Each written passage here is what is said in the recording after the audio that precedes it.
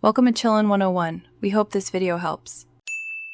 You begin by confirming the bottle is compatible and positioned correctly. Once done, pour water to the marked reservoir level so you get consistent heat transfer. This avoids hot spots. Make sure the bottle base sits squarely in the chamber. Alignment matters because the heating element warms the glass or plastic from below. Then close the lid and select the appropriate setting if your model has multiple options. This first step sets the pace for a safe, even warm without overheating the milk. You now start the cycle and pay attention while it runs. Because temperature and bottle volume vary, choose standard for small bottles and rapid for chilled contents. This balances time and safety.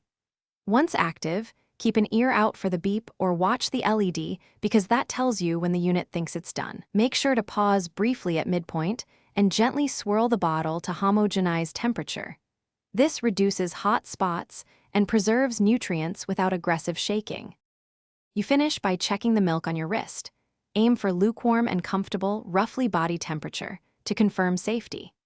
If it's too hot, set the bottle aside for 30 to 60 seconds and test again.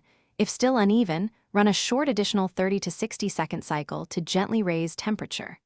If the warmer doesn't start or completes but milk is cold, make sure it's plugged in, reservoir has water, and follow the manufacturer's reset or descaling steps. That usually resolves heating faults. Thanks for watching. Consider subscribing if we helped you.